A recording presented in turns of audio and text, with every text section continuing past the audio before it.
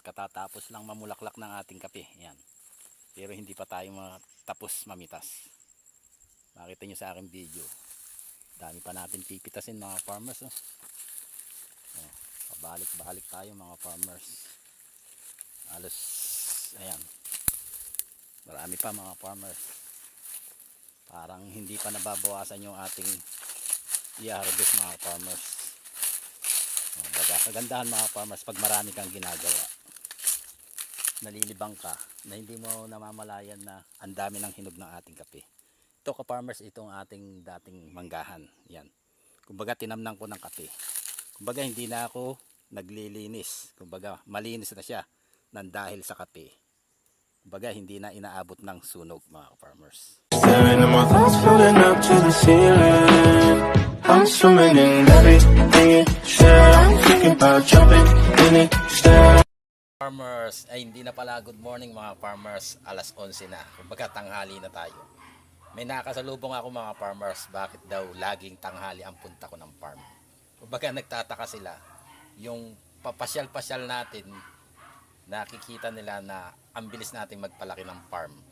Kumbaga ang tanong nila, may anting-anting ka ba ka-farmers o bertod na gamit sa iyong halaman? At parang nakakausap mo yung halaman mga farmers. Kumbaga napakabilis lumaki at mamunga ng ating mga halaman. Ka-farmers, wala. Nasa mga diskarte lang ng pagtatanim yan mga farmers. Kumbaga pagbalik natin, atin na ulit tayong magtatanim bago tayo mag-harvest. Ito na, bibigyan ko ulit kayo ng tips. Gamit ang aking drone. Mga farmers, oh, gagawa tayo ng kumbaga tips para sa mga ka-farmers natin. Simulan na natin mga farmers ha. Kung wari, ito yung farm natin mga farmers. Yan, simula ha. Yan na, wala tayong pentel pin eh. Ito ang farm natin. Ito yung kalsada.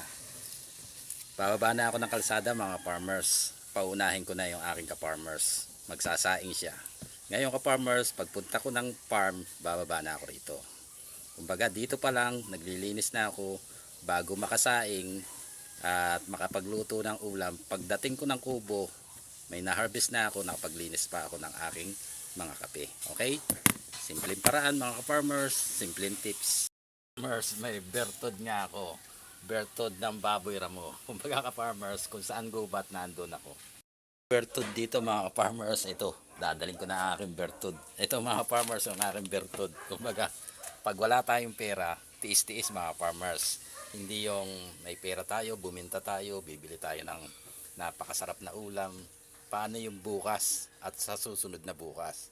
Kumbaga ka-farmers, kung ano lang pwede nating gastusin. Yun lang mga farmers, hindi yung kumita tayo ng malaki, bukas bibili tayo ng masarap. Kaya ka-farmers, balik na ulit tayo sa farm pagkatapos kong maghanap buhay. Salamat mga ka-farmers!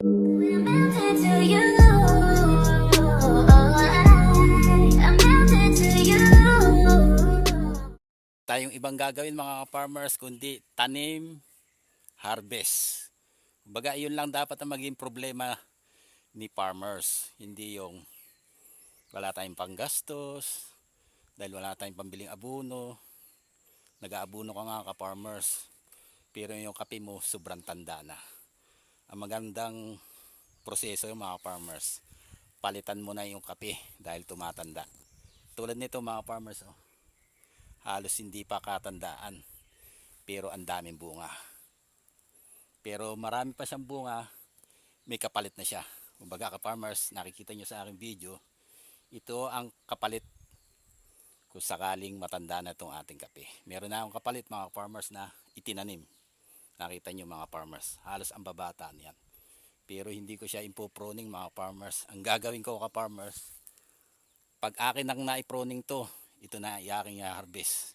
Ngayon pag mataas na to mga farmers, ito naman yung aking ipo-proning. Ganun lang mga farmers, pag hindi na siya nagbunga, ating papalitan.